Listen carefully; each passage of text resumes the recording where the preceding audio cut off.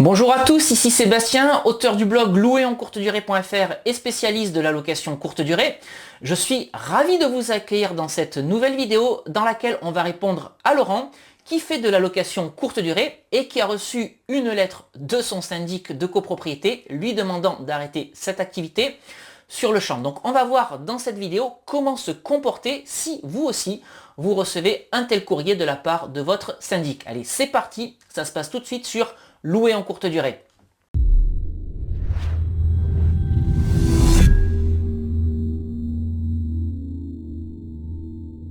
Alors ce que je vais faire dans un premier temps, c'est vous lire tout simplement le message que j'ai reçu de Laurent, comme ça vous allez comprendre exactement de quoi il retourne. Donc voici le message de Laurent. Bonjour, après avoir parcouru votre site avec attention, je ne trouve pas réponse à ma question. J'ai commencé l'aventure de la location à la nuit depuis 4 mois environ et le syndic de copropriété m'a envoyé un recommandé en m'expliquant de cesser sur le champ mon activité. Ils me disent que c'est formellement interdit car ce type de location rentre dans la catégorie usage commercial et que je n'ai pas fait le changement d'usage en assemblée générale. Or, bien sûr, avant de me lancer, j'ai étudié le règlement de copropriété. Pour l'usage, il stipule juste immeuble d'habitation et non à usage exclusif d'habitation bourgeoise. De plus, le règlement tolère les activités libérales ne perturbant pas la vie de l'immeuble.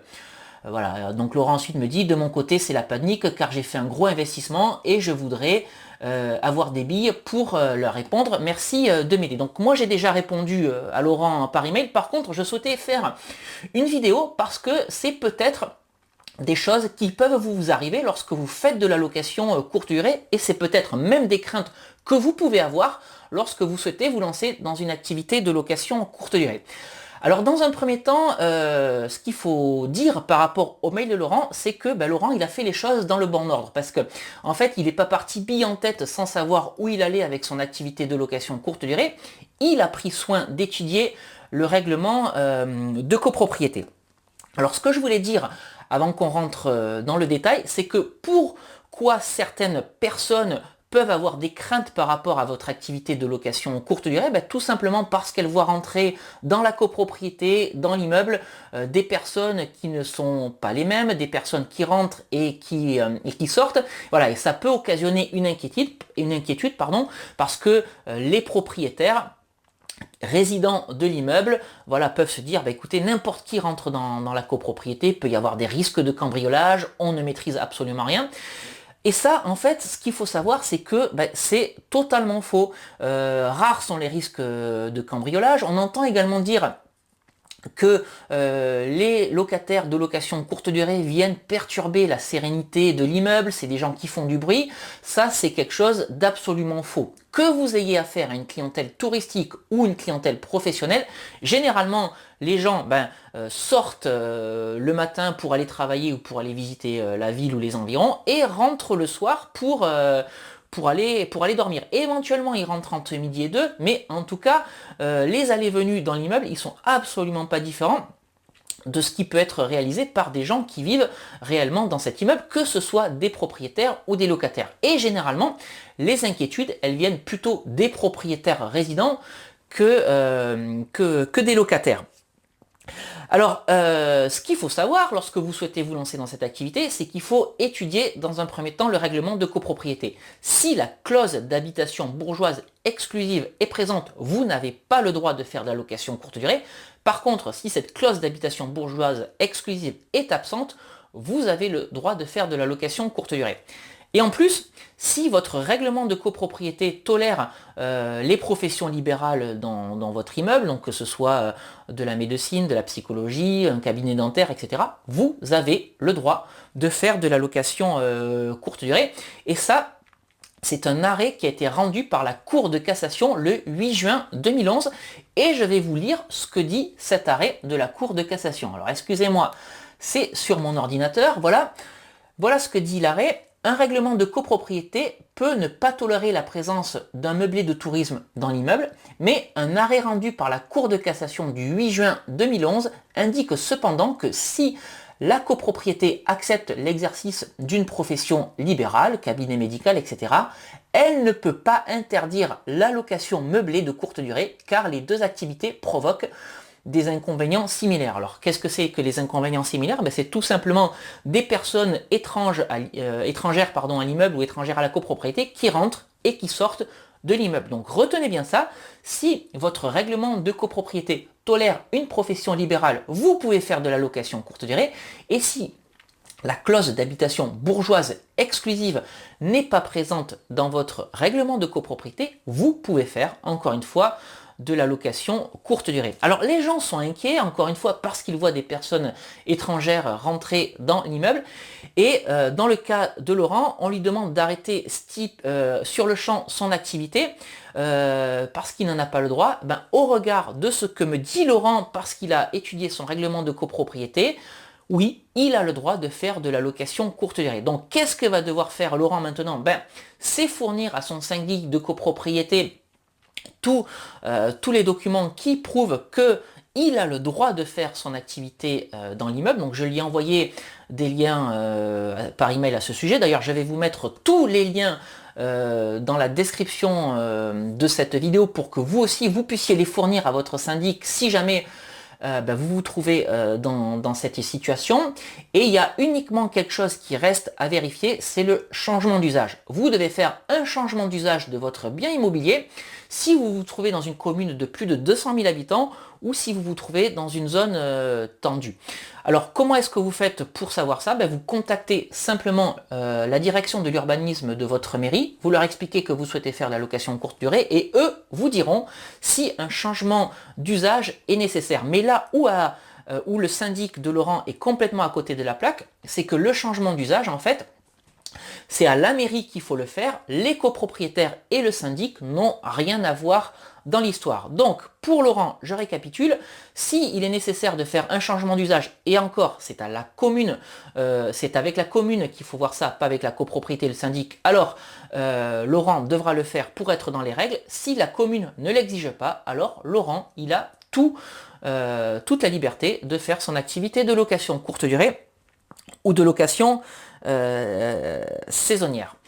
Alors, vous risquez d'avoir affaire à des copropriétaires qui sont mécontents lorsque vous pratiquez cette activité dans l'immeuble. Moi, je pars du principe qu'il faut désamorcer ce genre de situation parce que ça peut aboutir à des conflits, ça peut être, vous pouvez devenir la bête noire de la copropriété. Donc je vais vous expliquer ce que je fais pour me tirer de situations comme ça. Je me mets systématiquement au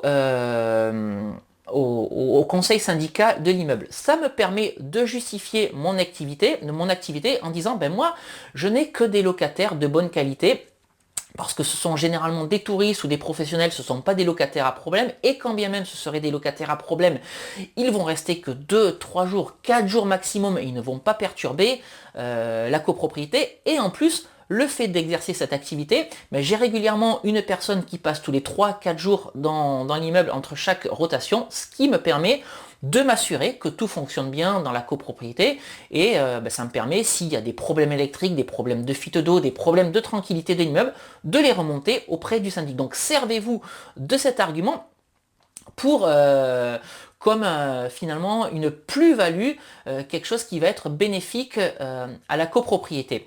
Et ce que je voulais également signaler, c'est que moi je pense qu'il vaut mieux avoir des locataires de courte durée qui ne perturbent pas la copropriété, ou quand bien même on pourrait tomber encore une fois sur des locataires en courte durée qui font du bruit pendant leur séjour. C'est toujours mieux que des locataires à problème qui sont là pendant X années et qui viennent perturber la tranquillité de l'immeuble. Et je parle en connaissance de cause, parce que j'avais acheté il y a quelques années un appartement à Pau et il y avait énormément de problèmes dans cette copropriété. Il y a des propriétaires qui louaient leur logement à des locataires de mauvaise qualité. Je vais vous donner un exemple. Un jour, il y a une télé qui est passée du 7e étage qui est tombée dans la cour, donc je vous raconte même pas ce qui se serait passé si quelqu'un s'était trouvé dessous. Il y a eu du trafic de scooters dans la cour de l'immeuble, il y avait des mauvaises fréquentations dans les parties communes de l'immeuble. Là, c'était vraiment quelque chose d'assez particulier, et je pense qu'il vaut mieux avoir des locataires de courte durée finalement qui vont rester que quelques jours, plutôt que des locataires à problème, des cas sociaux qui, eux, vont rester pendant plusieurs mois, voire plusieurs années dans l'immeuble et ça va être très très compliqué de les déloger par rapport à la législation française. Donc c'est ce genre d'argument que vous devez mettre en avant pour indiquer que votre activité n'est absolument pas nuisible à la copropriété. Donc encore une fois, assurez-vous que votre règlement de copropriété vous permet d'exercer cette activité et puis surtout montrez les documents, les liens officiels qui vont prouver à votre syndic et aux copropriétaires que vous êtes dans votre plein droit. Donc je vais vous remettre ces liens dans la description de cette vidéo. Souvent on va vous faire entre guillemets un petit peu la misère parce que les gens ne connaissent pas la législation et la réglementation. Mais vous, comme vous souhaitez faire cette activité dans les règles, vous connaissez cette législation, vous connaissez cette réglementation et donc vous n'avez aucun souci à vous faire. Donc voilà ce que je voulais partager aujourd'hui avec vous dans cette vidéo. Si vous pensez que cette vidéo vous a été utile, n'hésitez pas à la liker, partagez-la également avec des personnes qui ont un petit peu peur de la copropriété ou de la réglementation au sein de leur immeuble avant de se lancer. Je pense que ça pourra leur être utile. Et donc avant de vous quitter, comme d'habitude, je vous rappelle que vous pouvez vous abonner gratuitement à cette chaîne YouTube pour en savoir plus sur l'immobilier et sur la location courte durée. Ça vous permettra, en vous abonnant, d'être tenu informé en temps réel de la publication de toutes mes nouvelles vidéos. Et ça vous permettra également de rejoindre une communauté de plusieurs milliers de personnes passionnées d'immobilier et de location courte durée. Et puis je vous rappelle que vous pouvez télécharger gratuitement les 2 e-books que j'ai rédigés. Convaincre la banque, mode d'emploi et doubler son salaire avec la location courte durée. Pour télécharger ces 2 e-books, c'est très simple. Vous cliquez sur le petit i qui apparaît en haut à droite de la fenêtre de cette vidéo. Et puis si vous vous trouvez sur YouTube, je vous mets les liens de téléchargement de ces 2 e-books dans la description, juste en dessous de cette vidéo. Allez, cette fois-ci, je vous quitte ici pour aujourd'hui. Puis comme d'habitude, on se retrouve très très rapidement pour une nouvelle vidéo sur louer en courte durée. À très bientôt. Ciao.